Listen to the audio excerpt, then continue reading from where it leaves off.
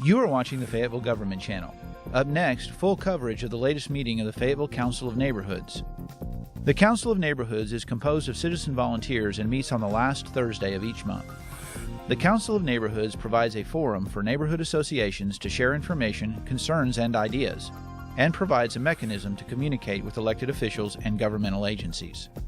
And now, the Fayetteville Council of Neighborhoods. I'll go ahead and get us opened up here. This is the February 23rd meeting of the Fayetteville Council of Neighborhoods. I'm Richard Russell, the chair, and do we usually go around and introduce ourselves? We'll start with Don here. We'll start down there. How about you? Okay. I'm Craig Crocker of Jennings Plus. Don Connor, Root School Neighborhood Association. Richard Russell, Jennings Plus. Stan Lancaster, Jefferson Walker. Mike Erie, Red Arrow neighborhood. I don't use that often. Julie McRae, the Community Outreach Coordinator for the city.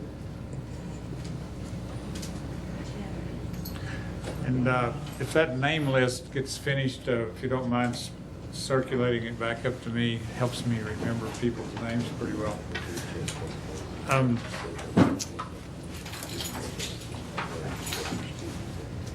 We're going to have a presentation by Rhonda Adams, City Council member. And I'll let Julie introduce her. Richard, I cannot hear you. Do we have speakers, or do I just have to talk louder? You should have speakers. Okay. Hello? 1, 2, 3. Okay, you're there. How's that working? Can you hear me? Please talk into it. Okay, a little closer. Is that better? Still a little vague? I couldn't hear any of the introductions. Maybe it's me. Okay. I hear some There we go. Oh, sound there now. he is. Oh, yeah. Where do you want me, right here? Yeah. Tonight we have Rhonda Adams, one of our Ward 4 City Council members, that's here to talk about an item that is before the City Council right now that is talked about within the neighborhoods on a pretty regular basis. So I wanted her to come tonight, or we wanted her to come tonight to present what is actually before the City Council and being discussed. Maybe clear up any questions you might have. If you would, she does have another engagement that she had on her schedule for quite a while, so she will be leaving about 6:45. I kind of twisted her arm to get her here before that. We really appreciate you coming, Rhonda. If you want to go ahead and just thank you for inviting me. I appreciate that very much, and I know that Matthew Petty, thank you, Chairman, for inviting me. I know that Matthew Petty wanted to be here, and I think he works tonight, so he was unable to be here too. If y'all will let me, I really want to hear from each one of you, and I want to try to address the specifics, but if you would allow me to go first and talk a little bit about some background and some of the questions that have been put to me, I think that would be helpful. I knew when I went into this that it would be controversial, but I didn't know it was going to be so controversial on the points that it's not about. And so I'm going to try to see if I can clarify some things on the front end and then let you talk to me about those points as soon as I get a little bit of a presentation, if that's okay. I wrote out some thoughts. Paula Marinoni is here, and anybody who read the paper would know that Paula was interviewed by the paper and that her family property kind of started this conversation. She contacted members of the City Council, asked us to listen to her. I said, yes, I do that all the time. I listen to everybody. And I went and listened to her, and what I was surprised to learn is not exactly what she wants to do with the property, because it is in my ward and it's in my neighborhood. That wasn't what got me. What got me was that there's no access for a property owner to go to the government with an idea that isn't in a box in our city ordinances right now. Okay, so we have to stay within the ordinance, and I understand laws. I'm assistant dean at the law school. I'm not a lawyer, but I understand why we have laws. And I support, and I want this to be as clear as it can be from the beginning, I support the no more than 3 unrelated in our neighborhoods. I've personally knocked on the door in my neighborhood of some students, but I also want to say I don't blame those students as much as I blame the landlord who let those students sign a contract, a lease, 4 of them. It's a lease. I mean, if he doesn't know, how do they know? But I know we're trying to educate our students and make sure that they know that they cannot live in our neighborhoods. But it's not just students. Right next door to me is a rent house. And it was a student. She's graduated now. I really don't know if they're married or not, but I know there are more than 3 people in that house. I've never asked if they're married. They're good neighbors. Doesn't matter to me. But they are renters. Across the street from me is a lot of undeveloped property, and it will be developed someday. And when I built my house there, I knew it would be developed someday in my front yard every time I look out. What I know can go there is not what I think would be best for our neighborhood. The things that she can do by right are not what I think I'd like to look at every day. So back to my point, I am bothered by the fact that our citizens can't go to their government and share an idea that doesn't fit in the box. Now, what does that idea look like? I don't know. I did see some pictures that I've seen some pictures, but I'm not representing or here for a piece of land. I'm here saying that I think property owners and citizens of Fayetteville have a right to access their government and show an idea through a process, and in this case through a planned zoning district. I don't want to create a new zone. I don't want to throw out the no more than 3.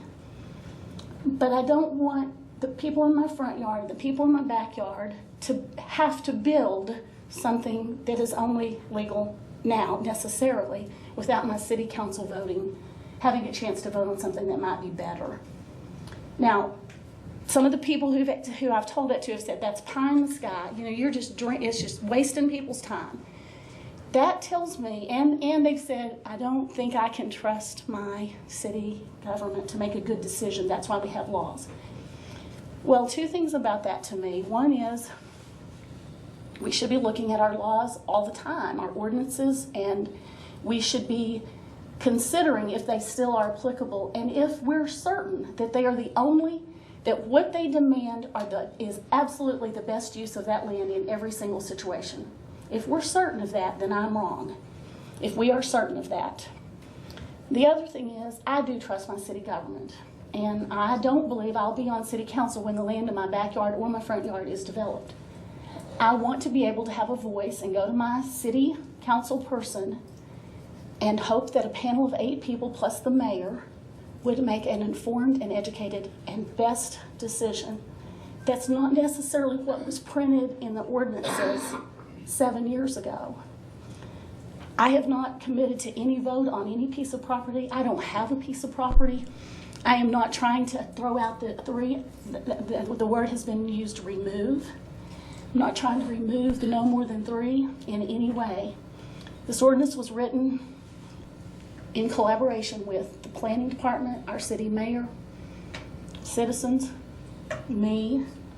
We have a lot of people who put their heads together on this, and we are simply trying to add a line to an ordinance that allows people to ask for something that's not possible now. The other thing that I want to say, and then I'm going to be quiet and I look forward to hearing from you, is that I think there's a chance. I'm going to tell you what this one young adult said. She said, students tend to congregate, and if there was some development that had a pool and all their friends were living there, honestly, that's probably where a lot of people are going to.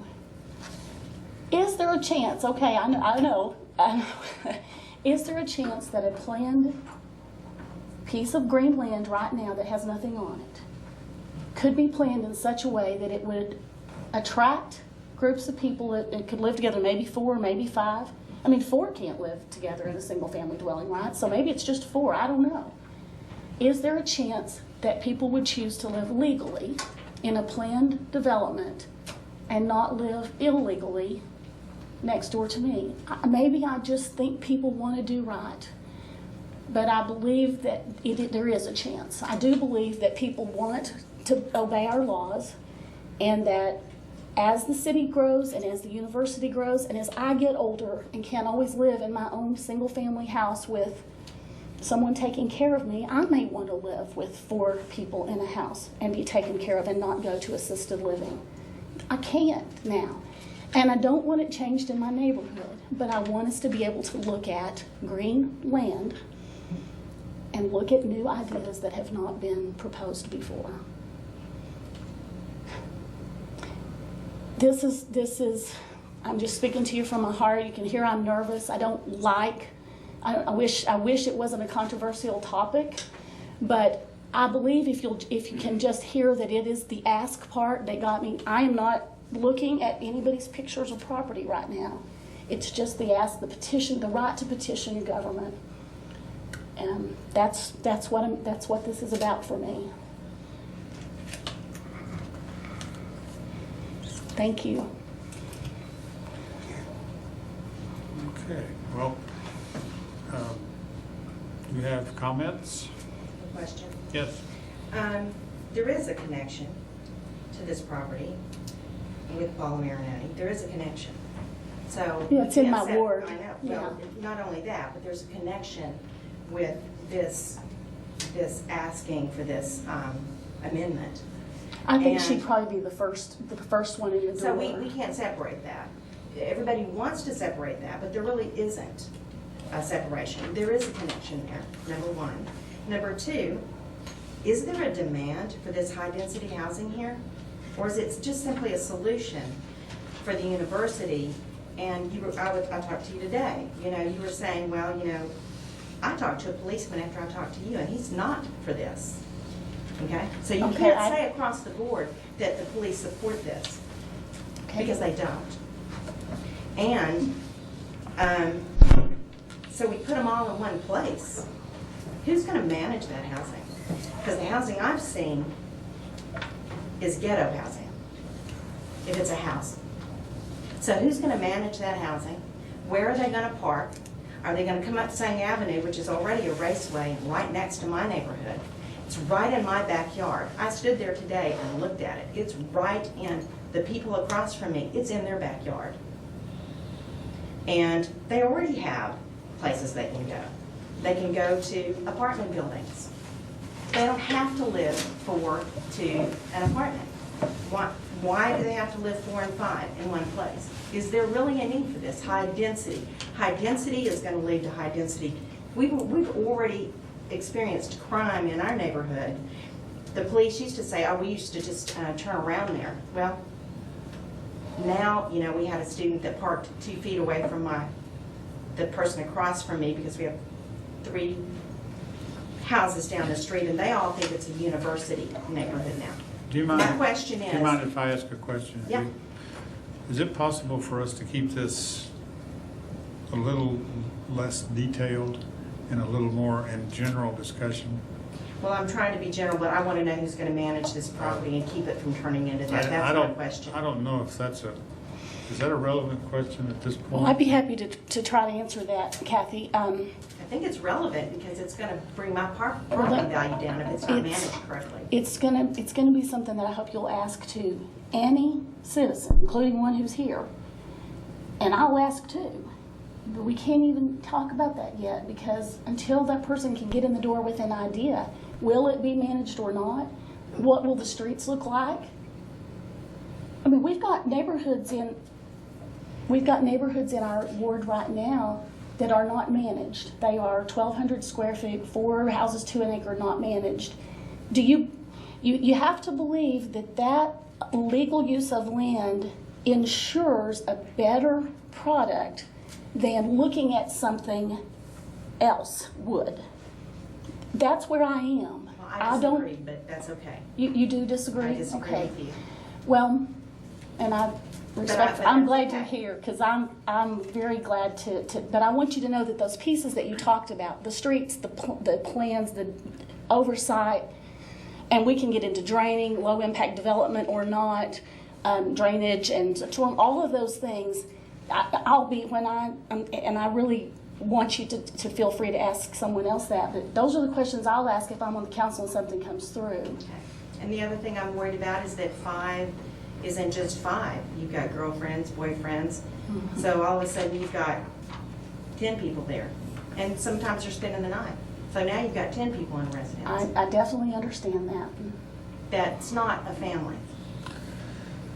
We have a hand in the back, so let's listen to someone else. Does this proposed ordinance affect existing real property, or is it only on new developments as they occur? It is only on new developments.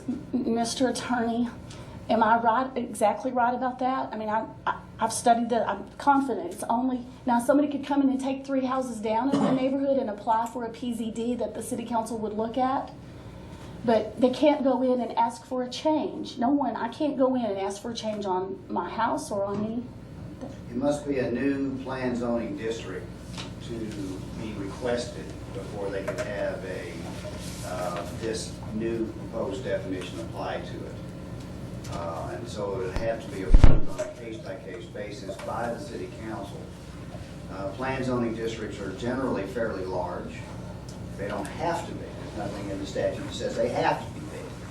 But I've never seen one come through that's not several acres.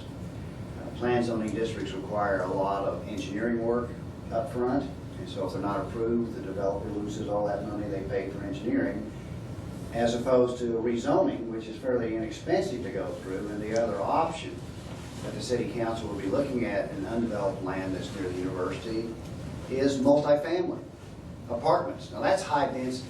If you want high density, then you leave it for the city council to have only a choice between single family housing, RSF 4 units per acre, or multifamily apartment buildings.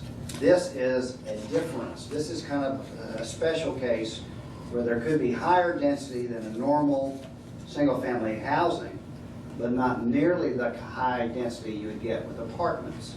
And so that's what this would do, is give the city council another option, give the neighbors another option to request or to oppose, either way. But it might be a situation where it would be better for a neighborhood to have a group of freestanding structures with 5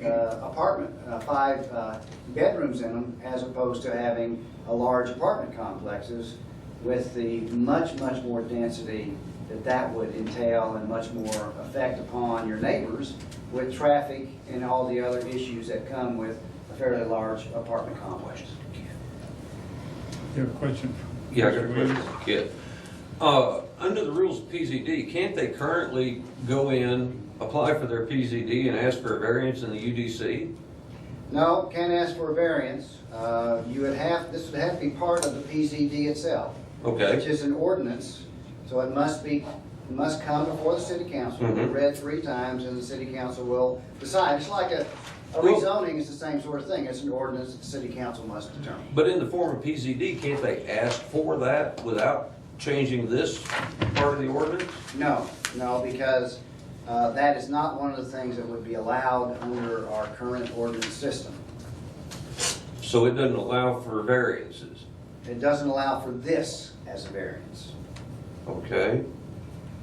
I have trouble understanding where the line is on this variance versus other variances that they ask for. This would not be, if we have a rule right now that even in multifamily, you cannot have more than 4 unrelated people in a housing unit. Right. Could be a single family house built in a multifamily zoning, and you could have 4 people in there legally. Normally it's apartments.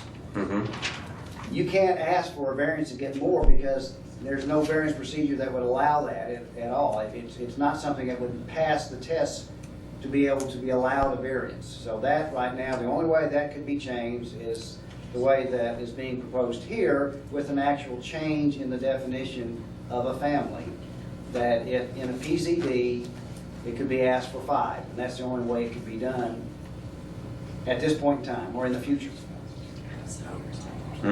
Under this particular rule on how family is defined, right? To have 5 unrelated people in a single housekeeping unit. I have There's a a question. Go ahead. Sorry. Go ahead. I think this ordinance is putting the horse before the cart once again in Fayetteville. And this is why. I've lived here 30 years. I've worked for the university 30 years. This is a town and gown issue. The university takes a very passive stance when it comes to off-campus students and helping them to understand how to be good neighbors and residents in the city of Fayetteville. And if you live in Sang Valley, you see what the traffic patterns are.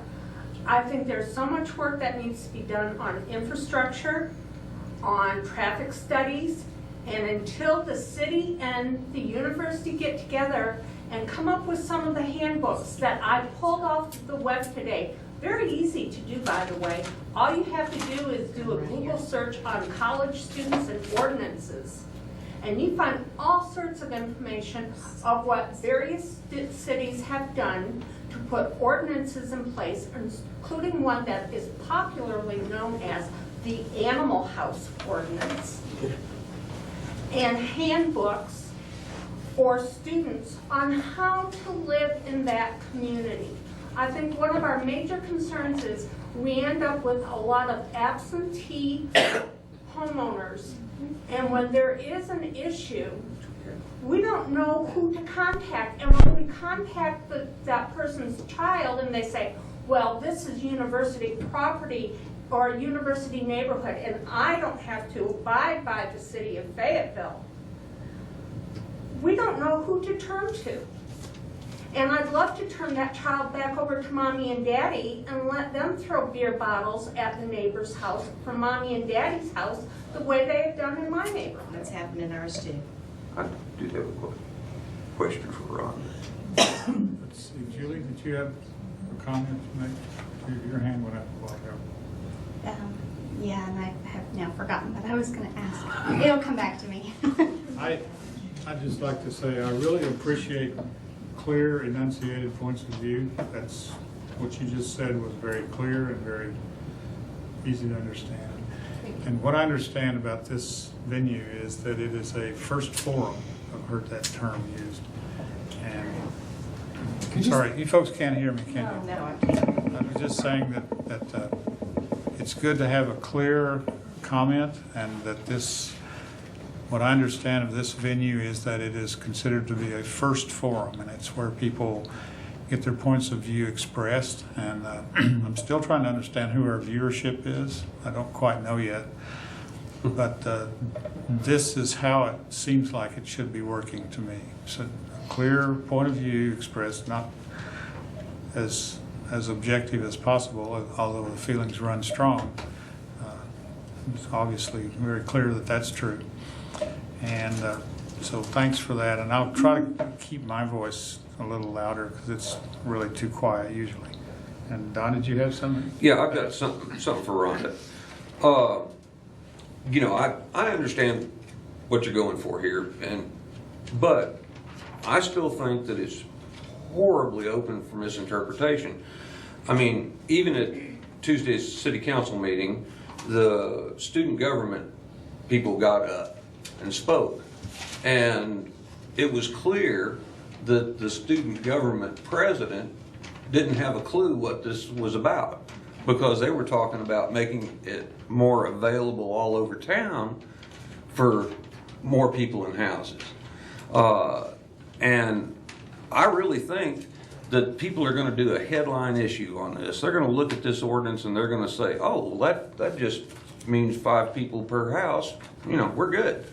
And as it is, and here in this Fayetteville Council of Neighborhoods, we hear this time and time and time and time again about how do we take care of the problem. And, you know, we've approached people that own the houses that have this problem. We have it currently happening all over town.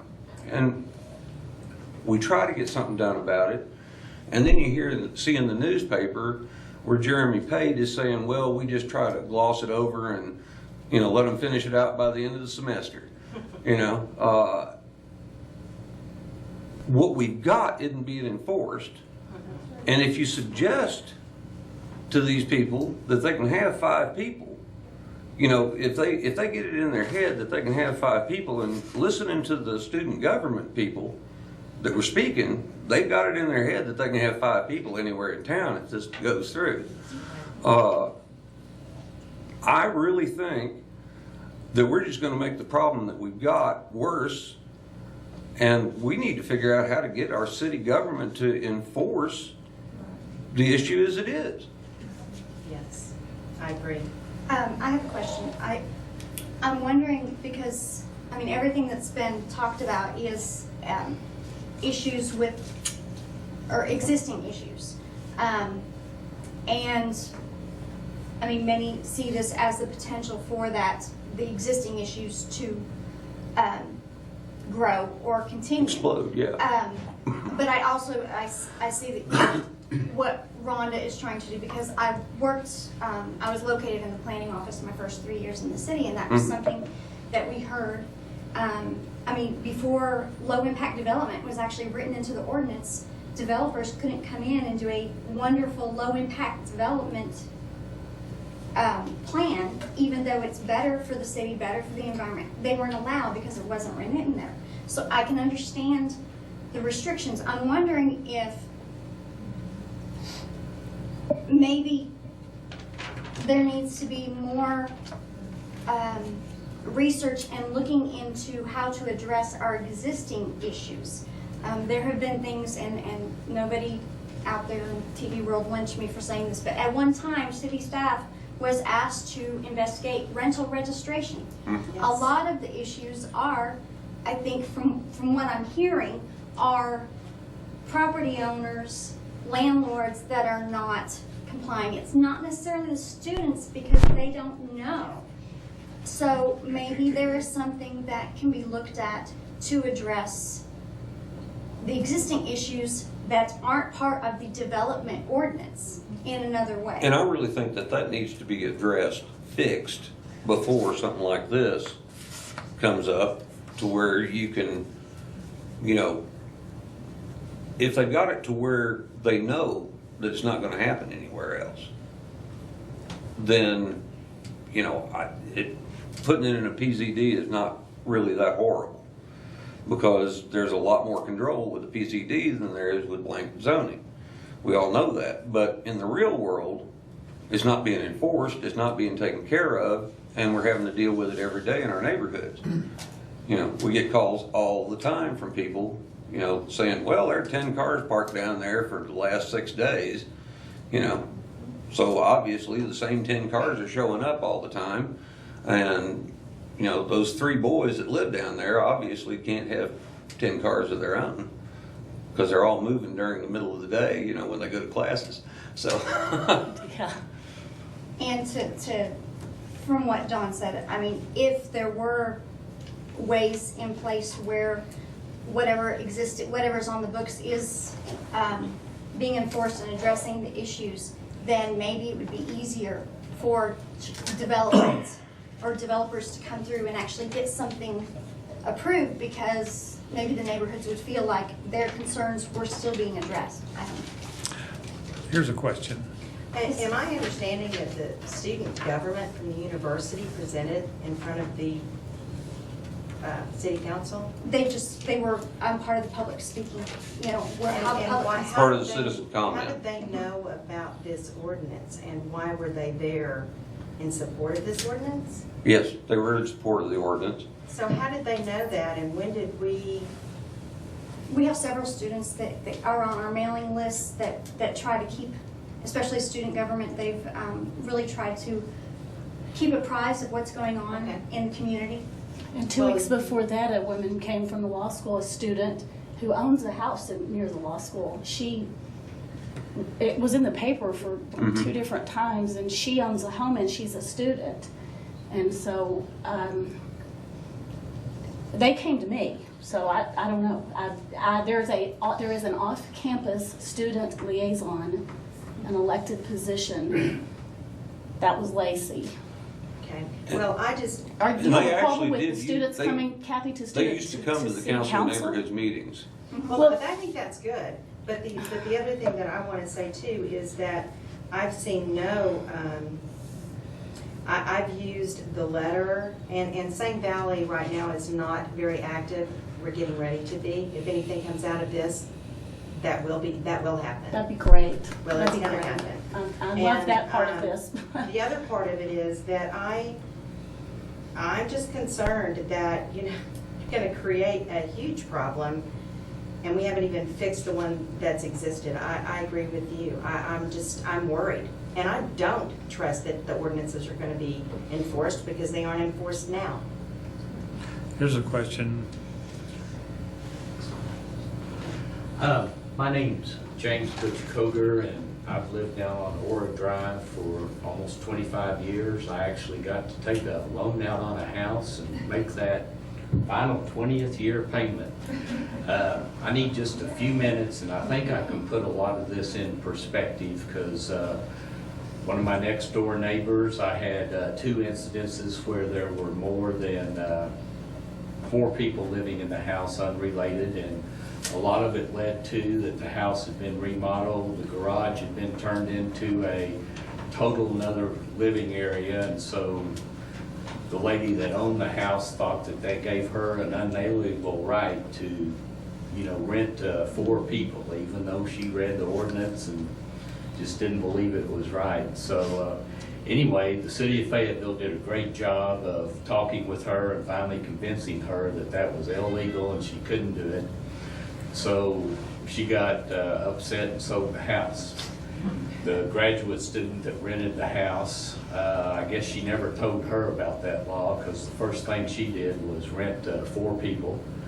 Here we go with the city of Fayetteville again, which did a fantastic job of taking pictures, documenting it. You would not believe what the city has to go through to throw somebody out. It costs a lot of money, a lot of time, a lot of resources. But they got that person out. So, the city does follow these cases up, and they do take care of them. Okay, the 3-person deal. That is very necessary, and it's not being enforced enough in this town. And right now, to go to 5 people is totally ludicrous. It's insanity to do that. I'm a builder, a developer, done subdivisions. The building community talks. Right now, the reason that none of the building and stuff is being done, this 5 has to be passed, or any of the builders are gonna step up and start developing everything. They want to guarantee that this 5 people, high density, is there before they start putting the money out there. Okay. Back to the size of the PDZs and stuff, I also know about half a dozen builders that have got some duplexes, quadplexes, that as soon as this 5 hits, they are gonna apply for PDZs, where these little smaller rental units are. So believe me, if this 5 renters got in there, every new unit that's built is going to be a PDZ, to where they can put 5 people in there. Okay, it's all about money. I'm a businessman, and I see where these people are coming from, but at the same token, I live here in Fayetteville.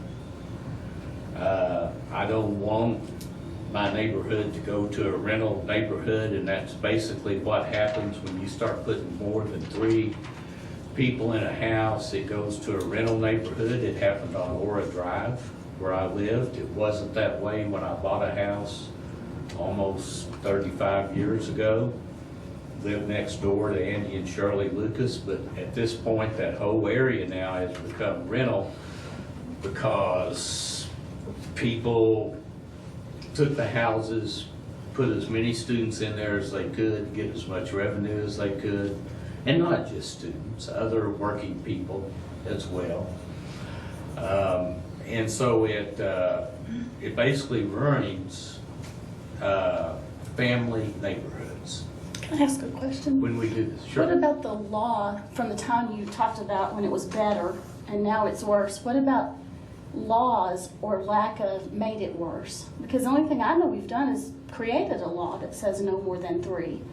So how did it get worse? How do we blame the city for the problem getting worse? No. The city worked on these problems and got the extra people out. But it's worse now than ever, or it's not? No, it's better. Okay. That 3, the law of only having 3 is great, and that's a good law, and it's a good law to have on the book. I agree. What I'm saying is, if we go to 5, that's going to be disastrous. That is going to be an open invitation for, once we go to 5 and it's only down here in this prairie land, and that is prairie land down there, it flattens out and Hamstring Creek runs down through that area. That's in the floodplain, a lot of that area is. So to build down there, that's going to be another ball of wax for that whole area down there.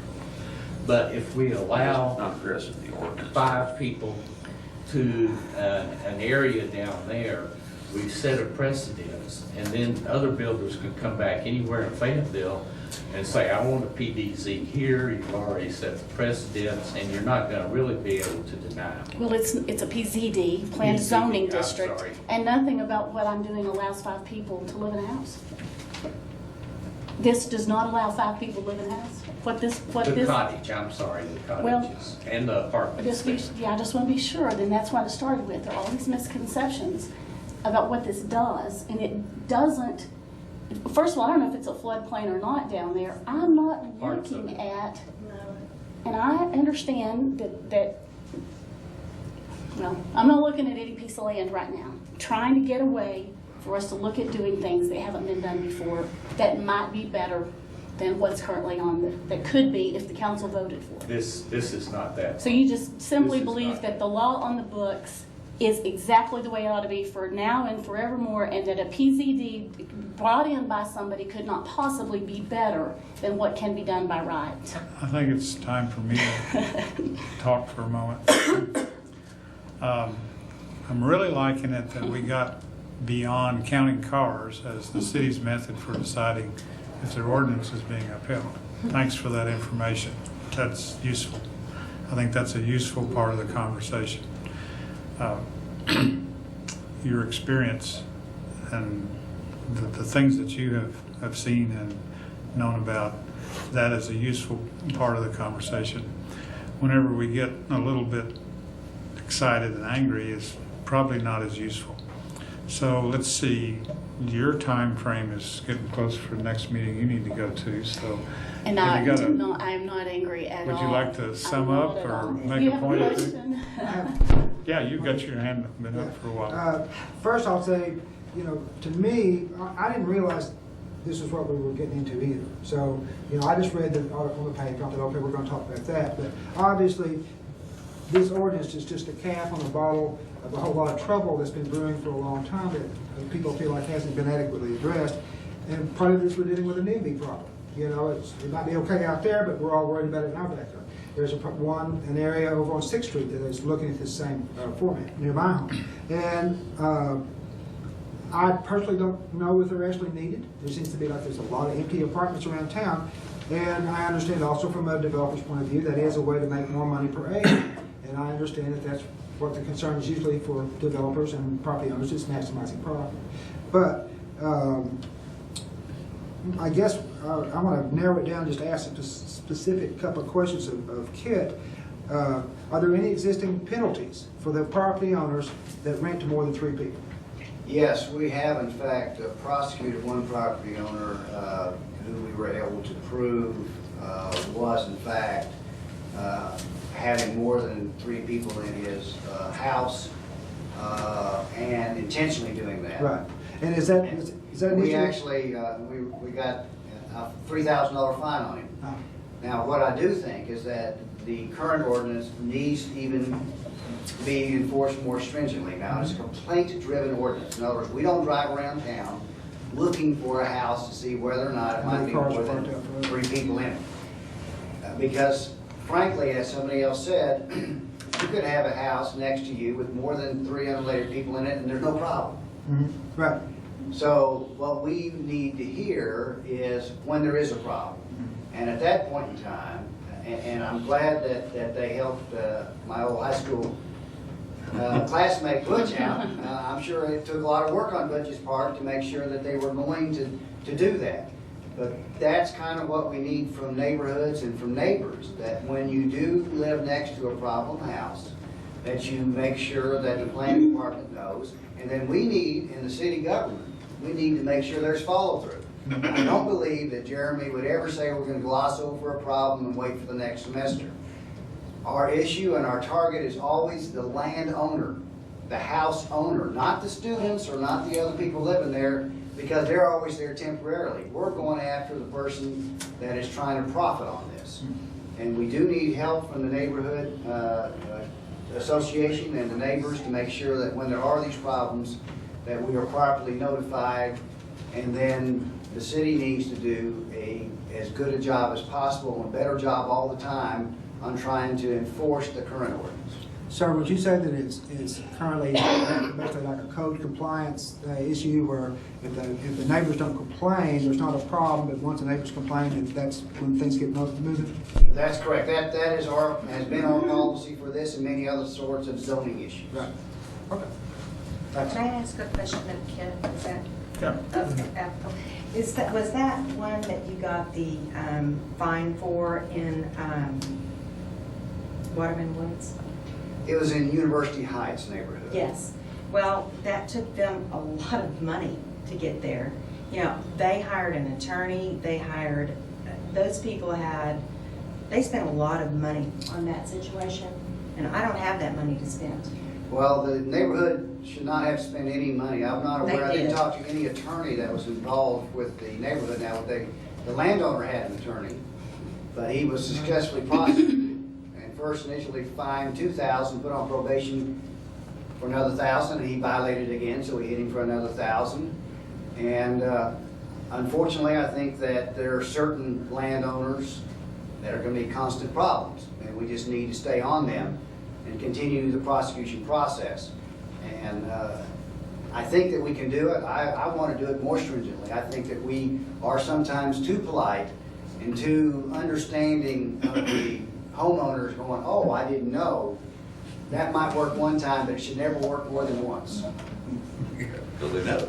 Thank you, Ken. I think, Paula, did you want to say something? If you come up here so you're on there. And I know I've got Rhonda a few more has got to leave. Thank you so much for Thank coming. you. I'll leave in just about 3-4 minutes. And we can continue the conversation. Thank you. I have a question. I mean, I'm very proactive in working with neighborhoods. I met with the Sang in the Waterman Woods neighborhood 2 years ago, and when I listed the Heckathorn property, and I said that when something happened, I had a whole presentation, and when I said something happened, I would come back, and I have in process a request for a meeting. I believe in January, I contacted Kathy Short and Walt Eilers. And I requested, I sent an email back and said, give me some dates, and I'll get meanwhile, going Walt with was that. out of town, and so anyway. I've not received anything back. I have, my last email was on one of them. I said, I met with the neighbors about 2 years ago and we discussed possibilities for the Marinoni property in the future. I said that I would come back when we had something more specific. We have 2 parcels under contract and I would like to come and explain the concept to the neighbors and update the future plans. Could you contact the neighbors and ask if they would like to meet with me? Rhonda Adams also asked to come to the Ward 4 meeting but the neighbors may not be there and they may have more specific concerns and such. And then the last email I sent on the 10th of February is I can be available for whatever works for you all. I don't know what you all find works best for getting the best response, weekends, weekday, evenings. I'm flexible. So what is different here? I mean, it is the cart before the horse. They can't ask, as Rhonda said, until we have this in place. And technically, I can't go talk about it either because they don't have the right to ask. So it's which came first, the chicken or the egg. But this is not a get your torches and pitchforks, because I have a long history of working with neighborhoods.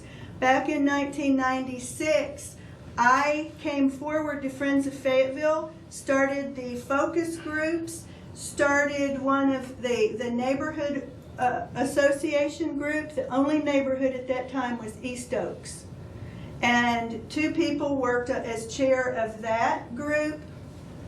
That group, those 2 people left, and so rather than let it go by the wayside, I took it over. By the time I ran for mayor in 2000, we had 11 neighborhood associations that I went to their meetings, I coached them, I helped them deal with their issues, and this issue of the unrelated people goes way back. When I ran for mayor in 2000, I'm the one that had as on my platform of that we would start a coalition of neighborhoods. This whole thing here was my idea. I said that I wanted rental inspections and that landlords would register and be held accountable for what they were doing, because at that time 55% of the residences in Fayetteville were rentals. And thank you, Rhonda. And I was on the first neighborhood Council of Neighborhoods when it started. It got started. Fortunately, I didn't have to do it, but I was on Council of Neighborhoods for 8 years. I dealt with that ordinance when it came up. So what I'm getting at is I am very sensitive to neighbors. On our property there, the Marinoni property, that part of the problem I think with this going off is that I haven't been able to come forward and talk about what this is. On our property, since I have been the real estate agent listing it, which is 9 years, I have turned down way over 200 requests for that property. And at least 150 of them have been for student housing. And we didn't want that. We did not want that traditional walk-up model. When I came to the neighborhood association meeting, if anybody was there and remembers this, I am obviously not a developer. Here's my real fancy plan here. And I showed the property and I said, look, you guys don't have anything over here. Most of you don't have sidewalks, curb and gutter. You can't walk any place, nothing. And I said that this property, the Heckathorn property, is a transition property, and this will open up so that you can get over here, so that you can walk to a restaurant, you can walk your dog, you can have amenities. And I said this red here is housing. I said you need to have a residential base, otherwise you have something that has no synergy, like out Weddington. If you drive out Weddington, that's just a bunch of stuff. Or 6th Street, it's just a bunch of stuff. Or Steel Crossing, it's like 20 restaurants. That's not any place where you want to walk. You drive and you go there. And what I wanted was to build something. It'd be easier if somebody bought this and just did it, but that's not happening. So what we're trying to do is put together pieces of it. So these people called and they wanted to do multifamily, and I said, no, we're not going to do that. So the guy kept calling, and he kept calling, and finally he yelled at me and he said, you don't know what you're talking about. And I paused on the phone and I said, okay, tell me. I'm all ears. I'm open to that. And so he started telling me, and he showed me, and I was like, wow, wow, wow. And the first thing I thought was, this is an opportunity to take care of that demand, that desire, where students want to live with a bunch of kids. They want to live with their friends. And they go get a house, and they will do it sneakily. I'm a realtor. I know how they do it, and I tell them first thing, no more than 3 unrelated. I tell them over and over and over. And they still do it. And it is virtually impossible to enforce. And I see the back end of it as well, as people having a hard time selling their property. Can I ask a question? Just kind of change the pacing here just a little bit. Has there been some development down there on the northwest side of this property? No. Have I seen some infrastructure built there that's been there for about, what, 10 years, Yes. 15? What is that? The person that bought it for an investment. And it has been passed down to the 3rd generation now. So, and everybody who has looked at that, and by the way, at one point we were under contract with Sam's, for the Sam's Club, only because it would have been good tax revenue for the city, okay? We didn't want big boxes, but we said okay to that, after we said no a bunch of times. Is that infrastructure that's there, that street, sidewalk, drainage, is there also underground utilities? Yes, it's all in. And what everybody that has looked at that property was gonna rip everything out. I've got a question, and I don't know if you addressed this while I was outside saying goodbye to Rhonda, but if you didn't have the something similar to this on the books that would allow you to come and ask for something, what would be the alternative for that property? Multifamily. So that's what I'm getting at. That property now, under the 2030, the land use development pattern plan is city neighborhood, which would be multifamily, like the Health Place apartments, the Three Sisters, it could be a variety of things, but higher density. This of what these people are asking for, the reason I said it won't work, they only want 6 to 8 units per acre. And it's little cottage houses. They look like, you know, different styles, bungalows and such. It looks like a really cute resort. Nice clubhouse, way nicer than anything I've ever seen. And if anybody was looking around here, I've seen it. And in order to do that low density, that's why they need the 5th person. And I want to compare it to what just got approved. Excuse me, one thing. That we're talking about cottages, separate little buildings, and then the cottage would have 5 residents. Different ones, a variety, but up to 5.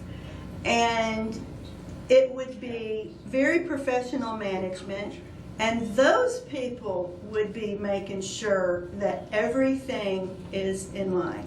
And the difference is, instead of if it was housing and you had 200 houses in there, that would be bought for university use, probably that close to the university in this market. You'd be dealing with 200 absentee people rather than 1. Can I say something? Really and truly, right now, in this market, there is no demand for single-family residences. So, Except for students. Right. So that's where this is driven from. It's the market, it's the demand. Well, That's it's what- driven that's where this is by driven from. the increase enrollment at the university too. That's where this is driven from. But I want to compare it to what just got approved next to me. 2 developments, 555 Maple, which is 2.99 acres, 183 units. That is 61 units per acre. And then another one, Eco Downtown, which is on Lafayette and Campbell, 2.47 acres, 2.5 acres, 250 units. The average of that, the total within a block of me, is 5.46 acres with 433 units. What we're looking at is 52 acres with, let's say the most they're looking at, 8 units per acre. That's 416 units. So about a tenth of what's going in a block for me. So if this fifth person, now we like this, but the bottom line is we're all getting older and we're ready to move on with this property.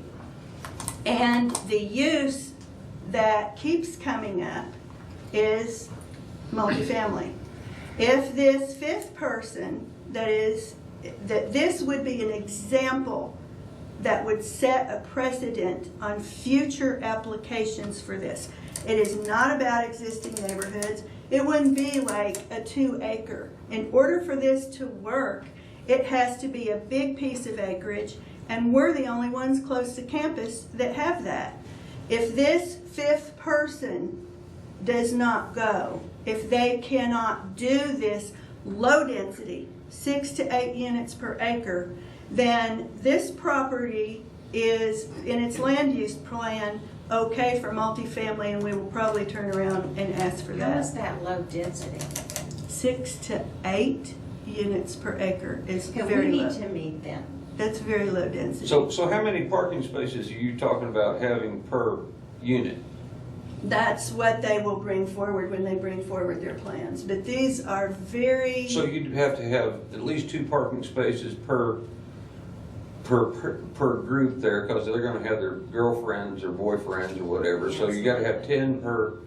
That means you'd have to have 80 parking spaces per acre to go with those 8 units per acre. I have a question, because I know that in certain types of development, there is a limitation on the property size, and I don't know if this is even possible. I wish Kit was still here so we could ask him, but you know, you said it would have to be a large development. What if there was some sort of stipulation that this type of consideration would only be allowed for developments over a certain acreage? I tried to do that, and they said it wasn't legal. Oh, they did? That Okay. you can't make an ordinance that is specific to a development because it's... Well, not a development, but it has to be so many acres. I tried and they wouldn't do it. I said it Okay. needs to be a development that is like 6 to 8 units per acre so that you're getting an offset. If you're saying, okay, you can put 5 people in a residence, what are you bringing to the table? I mean, like fabulous amenities like nothing anybody has ever seen around here. Please, I have a question. All right. I live next to a rent house. There's a rent house across the street from me. If this change is made, will they be allowed to have 5 unrelated people? No, it only existing- relates to a planned zoning district where it is approved. And the thing with the planned zoning district is then everybody has the right to come and say, I want a different doorknob. You know, I mean, it is, you can get specific. But if it's multifamily, you don't. But specifically, it would not affect me. Not neighborhoods. no. Unless somebody came in and completely, you know, Wiped took out out. a whole area and they proposed a planned zoning district for that area, and they would have to go through the public Or my approval dead body. process. Right. But you would, for every planned zoning district, you would be able to come to city council and say that, because every planned zoning district does have to go through the public approval process, where if they were able to get a rezoning to multifamily and they did something that was within the ordinance, that would be by right, and you wouldn't have that chance at city council. Yeah. that is one of the But at the differences same with this. token, I still do have the problem with this Right. interpretation. Here we have Yes. a question from someone who hasn't spoken yet. Yes, sir. Hi, yeah, I'm sorry, I'm coming into this whole thing kind of late. I just got an email a couple of hours ago, and so I'm getting kind of really different stories. I mean, so on the one hand, it sounds like there's a possibility of having, you know, parks and coffee shops and all kinds of cool stuff a block and a half away from my house. On the other hand, it sounds like we're talking about 3,000 students driving up and down my driveway, knocking my mailbox over and running over and killing my dogs. Now, which of those two it is really matters a lot to me, not just because I live there, but because it could, it could hurt my property values, or it could increase my property values. I mean, this could gain or cost me, I don't know, $20,000, $30,000, something like that. I don't know. And so I'm kind of wondering what this thing is that's planned, and just as somebody who doesn't really know how these things work, I mean, if what it is really more along the students in the pickup trucks than the idyllic coffee shop and park scenario, then I'd like to know what my recourse is as somebody who could really suffer financially and in other ways from this. Well, actually, right now, what was being discussed is not an actual development, although Paula's proposal brought to light that for her property, she had two alternatives. She had a very low-dense single-family housing, which developers felt like was not profitable, or requesting a rezoning to multifamily, which is a much higher density. And there was nothing in between. And so the city attorney and planning staff and Rhonda Adams and Matt Petty started to look at why do we not have something that can be proposed in between. And so that's there is a pretty specific proposal in mind. Yes, absolutely. If this is passed, then it sounds like, yes, Paula will be coming through because she brought this to light. But I'm not representing the developers. I don't have their plan. There is no plan. They have a product type that they do that I've seen that is extremely impressive and I think would fit in well.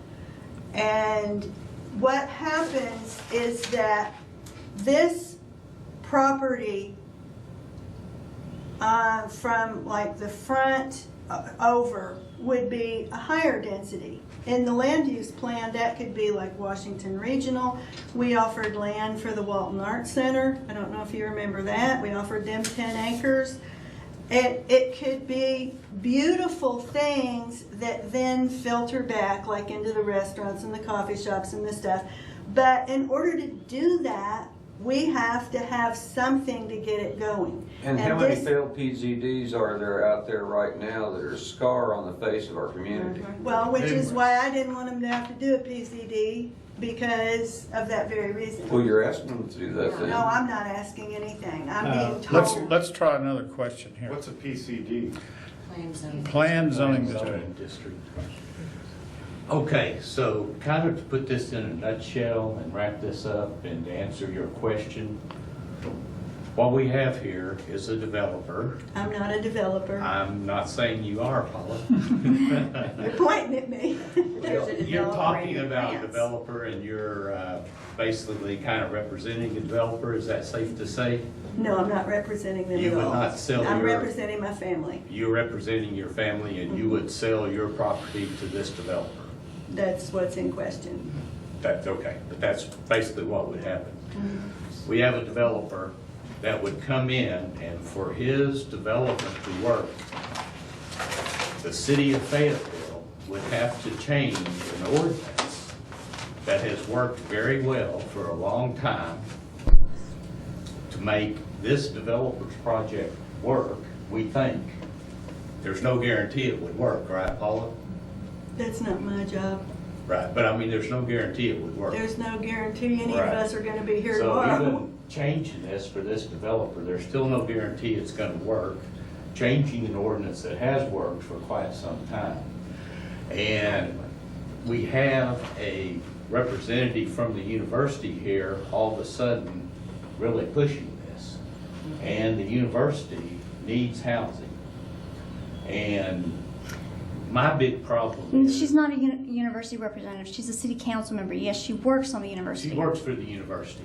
Yes. In the law school, and that was one of my big concerns with the in the elections is how many people we have on the city council that are from the university. And I didn't get to ask her, but I am going to ask her some questions that maybe will bring some of that to light. But here we had, just not too long ago, the city of Fayetteville was going to the university and asking them to adopt a policy like Texas Tech University has, where Texas Tech monitors their students off campus, makes sure there's not more than 3 students living together in the housing, and Texas Tech takes a huge responsibility to make sure that their students are doing the right thing off campus. And there's more tech campuses than Texas Tech doing it. The University of Arkansas politely told the city, well, we will hand out this sheet that says, welcome to Fayetteville, be a good neighbor. That was their response. That doesn't go over real well. Yeah, to the city of Fayetteville. I'm not aware of that conversation. Oh yeah, Walt Eilers. Well, Tyler's, we got had very the city of Fayetteville, they sent it Right, to but me. Walt Eilers doesn't represent the city of Fayetteville. But you sent me an email that Right. had good neighbors. I Right. printed all that out. Mhm. I went to everybody that moved in. It did not matter. Right, Walt and it Eilers- won't every time, absolutely. Walt Eilers is an individual that had to Mhm. hire an attorney and spend several Yeah, thousand he did. dollars because the people next to him, there were more than 3 people next to him. He was the one that Mm-hmm. our city attorney was talking about, that the city fined these people. It's a big deal. So Walt is the one. I think Walt had to hire an attorney because that's they were violating covenants of a property owners association. That's the only way to get them out. That was the only way to get him out. It wasn't really But the that city. is, yeah, that, because the city cannot enforce property owners They can't association enforce covenants, so covenants. that's why he had to hire But an the attorney. only reason I mentioned Walt is he's the one that got involved with Texas Tech and did a lot of research and brought that to the city of Fayetteville. It's been studied.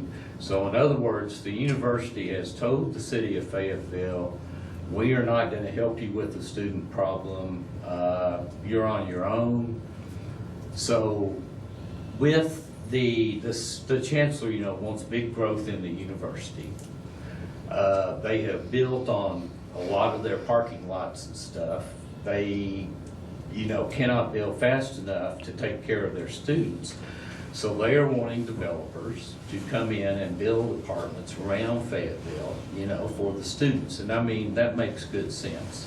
Doesn't take their money and it gets housing for the students. But at the same time, what it does is it fragments our city. It comes into a neighborhood of families where there's mainly single-family residences, and we put an apartment complex with a common area to where all these students can meet and have one hell of a party. And then we have a complex where all of a sudden we're seeing hundreds of police calls in a year. I don't care how much management you've got and stuff, riding herd on out of control apartment complex of students is, very, very hard to do. So Richard? We have a major problem. That's a good point. And we're on past our 1 hour mark. And maybe we should. Over to the whole. Well, we should. I've got do you have a question for Ms. Marinoni? No, but I just want to make a comment. The good neighbor sheet, I work at the university, and person in Danny Pugh's office who is charged with working with off-campus student housing, I gave that to him and told him that we use this. What's going on with it? The university's not doing anything, and I've worked there 30 years. They did it for a little I've while. had many conversations. I do want to ask, since we're talking about the university, because obviously the university is on state property. The city cannot force the university to do anything on their property. So I would love suggestions of how you feel like the city can, just because yes, they are expanding their student population. Look at what Texas college Tech. I'll leave this whole thing with you. Well, we have, and there are certain things that they have done. They have formed partnerships with the university. We can't force the university to do some of these things. So I would like suggestions from the neighborhoods as far as what we as a city can do or what you would suggest to address these problems, because these students are going to be in our neighborhoods in different ways, because we can't, taking the university out of the scenario, and hopefully we can form a partnership with them, and That would be ideal. but that has not been successful to date. So how can we still try to address these and make the neighborhoods happier with whatever the situations Everyone are? in Sang Valley needs to send an email to Chancellor Gerhardt and voice these concerns to No, that won't be a him problem.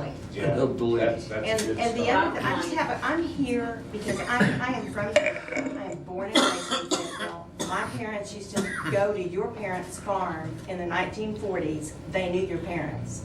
We had a very productive meeting, the first meeting. This has all blindsided me. And that's why I'm upset, because I live, that's my house, that's my investment. And what you're getting ready, I stood there tonight and looked. What you're getting ready to do is gonna tank my investment. And Let's- that's why I'm upset. Richard, Let's hear a comment from Mr. Ehrlich and then from Ms. Cahoon. all of this has been very informative. Mama Yokin used to say it was amusing but confusing. Now, it doesn't bear on our little Council of Neighborhoods meeting. Everything here will have to be decided at the city council. And I see that we're running late on our meeting. Well, we're not. We don't have a time limit for a meeting. We usually run until 7. Or 7 or 8. We've We had should 3 go ahead with- meetings in this Council of Neighborhoods before, and there are We people should here go to ahead speak. with the agenda. And if there's time at the end, look at it more then. Matthew, what I But I said. believe this will all be settled in the city council. Ms. Cahoon wanted to say, Ms. Cahoon, did you have a comment or a question for Ms. Bernoni? Yes, well, it wasn't for Paula, but my question was going to be, apparently there are properties developed like this elsewhere in the United States.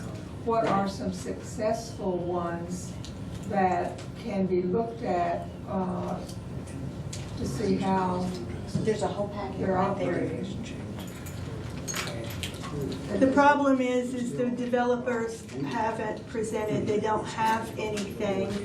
There's nothing until this gets done, and that's the way the city insists that it be done. If you want a meeting, Paula, I'll email you tomorrow. I'll get a date. I'll put up a sign. We'll have a meeting like we did. Yeah. If that's what you And want. I met with Sarah in December, and it is not because of me that you're getting blindsided. That's the way the city said that this needs to be done. But I wanted to say one thing. One of the first things I did was contact code compliance to see how many complaints on properties there are a year. And it went back to like 2003. And basically, in the last 5 years, there's been 35 to 45 complaints.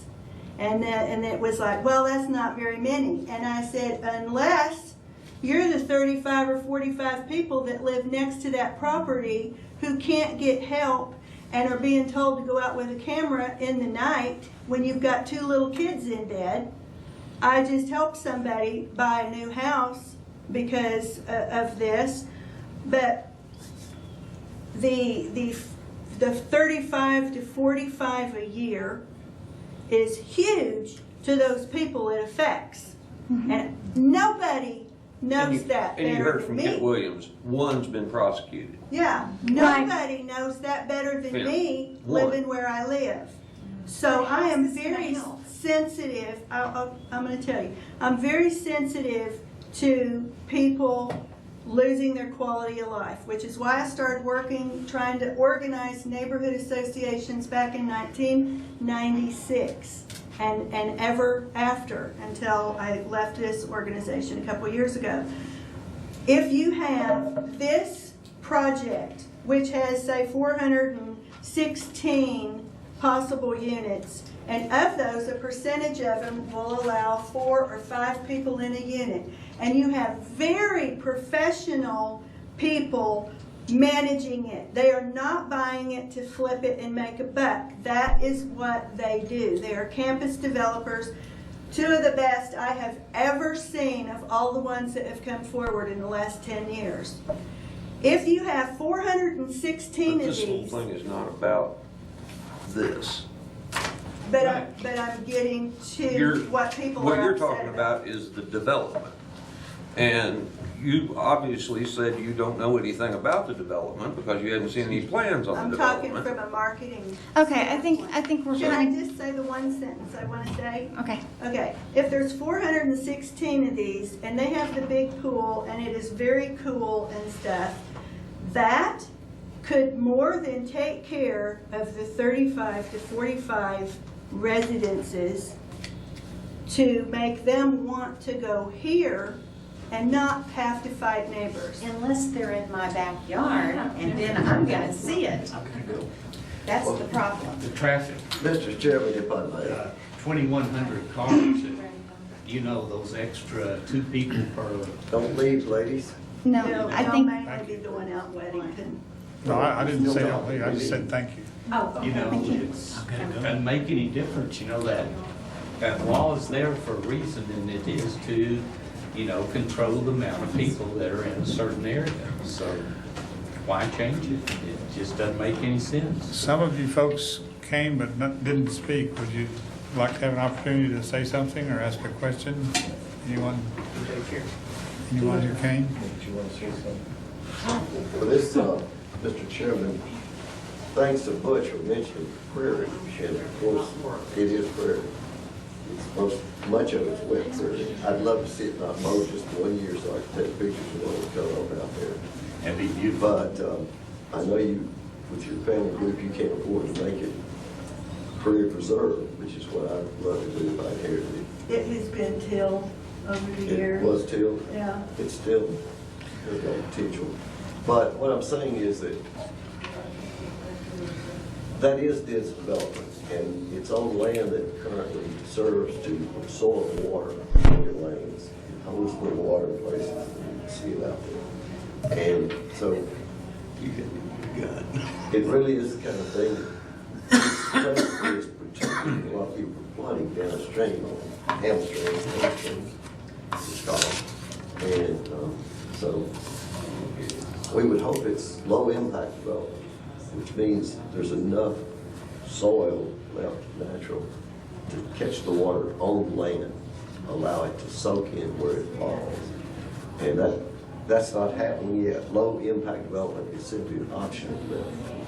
You go to the sale barn property right now and see they dug out massive things. They say they're going to have an underground tank. 3 directions from there, the water's offending somebody. And it's going to be a lot more. They put in huge pipes when there was a little ditch that never filled up because of that. So you've got some precious property. I wish I had the property. And we've tried to be very picky about what we You do have. here. I agree. You certainly have. We're excited about this. I think it is a very nice alternative. It's the nicest thing I've ever seen. Now, if they did it right, but right now we're just not getting examples of low impact development being completed, even though it's an option. Some of that area is in the floodplain. Do you have a, There's about maybe a half an acre that's in the floodplain out of 150 acres. It's right down there on the corner by Lancelot where it comes in. yeah, that's some really important acres for that watershed over in that area. Yeah, part of the problem is getting all these options utilized and enforced. And I talked to the Corps of Engineers yesterday about what was done with the sale barn. Did they give a Corps permit? Yes, they did. They said they let them use the national permit down along Tanglewood Branch.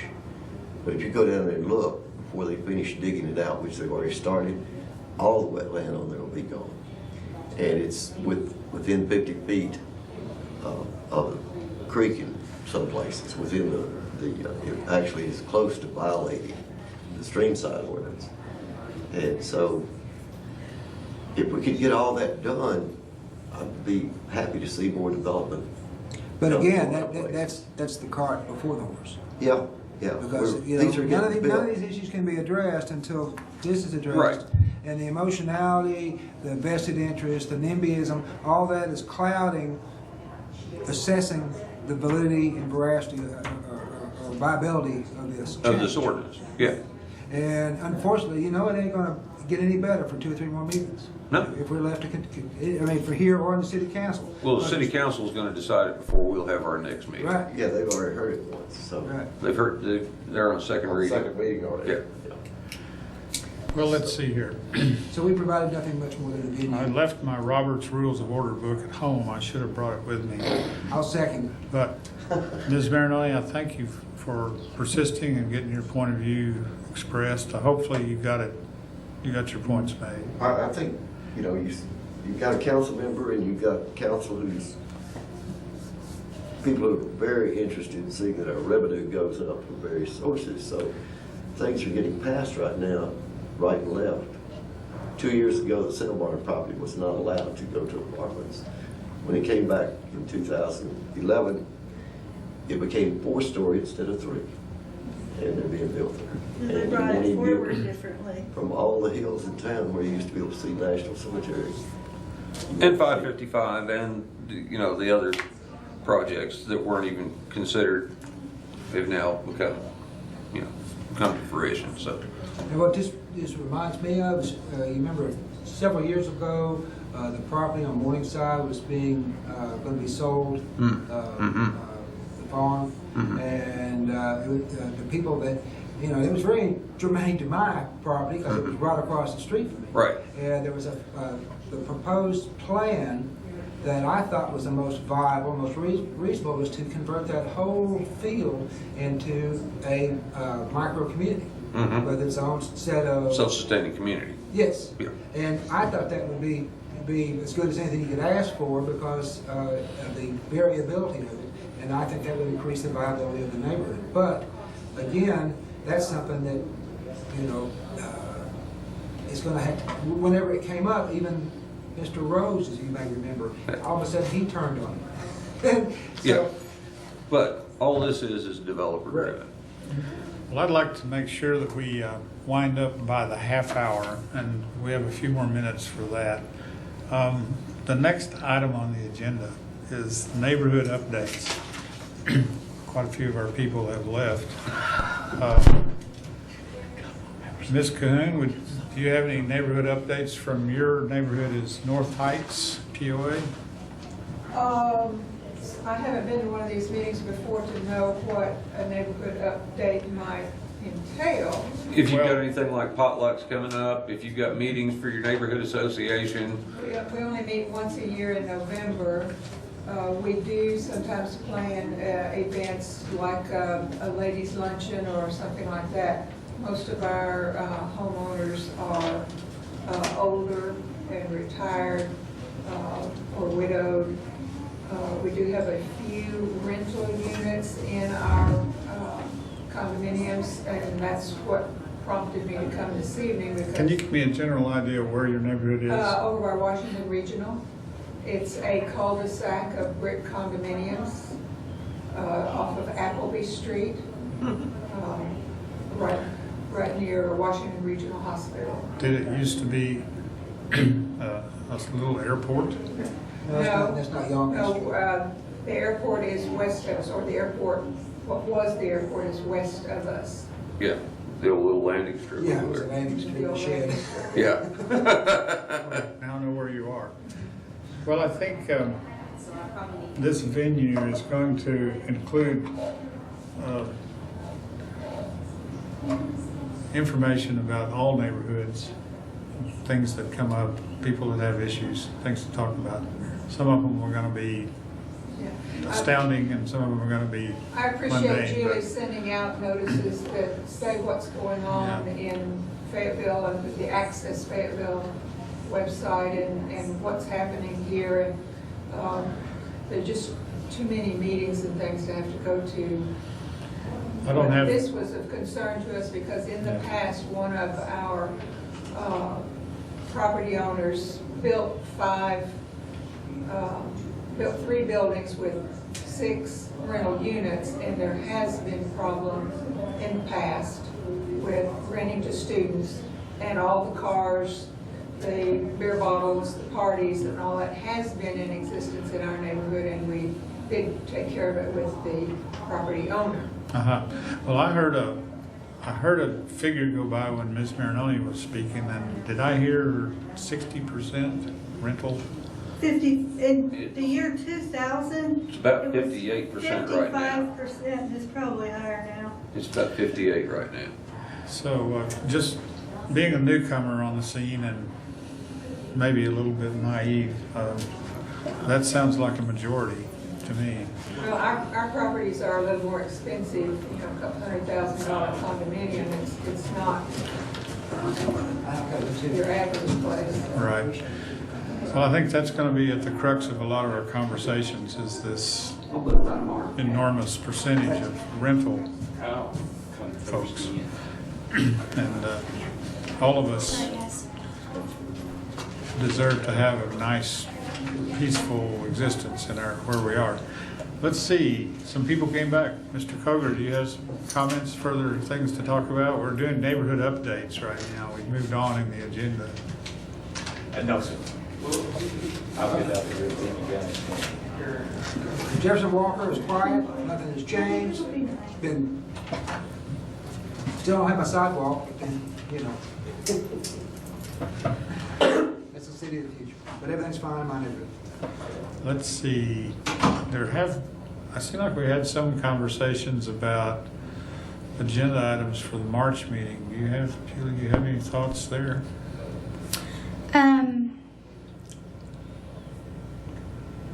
I do.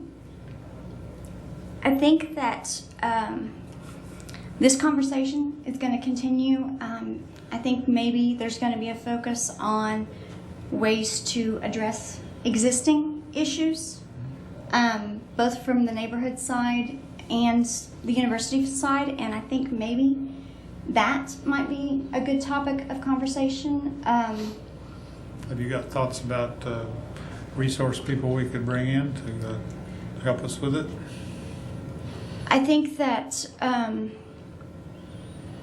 we could possibly invite somebody from the university, maybe from off-campus housing, to hear what they do to educate their students, and hopefully, you know, come up with some ways to assist them. That's not too doesn't get too emotional. Are you saying that we could, as far as an agenda item, we could put on the agenda to discuss ways in which the neighborhoods might be able to facilitate with code compliance? No, but not necessarily code compliance. I mean, it's possibly. That is with yes, the number of absolutely. people. Because to me, I see this whole ball of whatever it is occurring because existing ordinances have not been adequately enforced, and to the satisfaction of neighbors and neighborhoods. And having been in Fayetteville since 1952, I know that it ain't Mayberry anymore, and hadn't been for a long time, and that what used to be done more quietly and more diplomatically among individual neighbors, now, as the point was made, we have so many absentee landlords that don't give a rat's tail about what happens to Fayetteville as long as they get their money. And that, I think, is probably part of the problem as much as anything. Because my impression is that if the ordinances were being enforced adequately, yes, then all this would not have even occurred. Yeah, it wouldn't be having 5 people per household wouldn't be considered such a threat to the neighborhoods if they weren't currently dealing yes, with issues with 3 of non-compliance. I think that is a good way to address it, and I know that, you know, we started out 2 years, maybe 3 now, where we did that Good Neighbor flyer and the letter, and it had a positive impact initially. I know that there have been people that have presented that and tried to talk to a house that it happened to be university students. That isn't always the case. There are other rental issues, but and the students came back with a very nasty response, and that's going to happen either way, whether it's students or otherwise. But I think that if we can continue to have that conversation, because I don't think this is going to go away right now, but I think regardless of what is decided on this issue, I think that a lot of the neighborhoods may be interested in addressing the existing issues that they're having.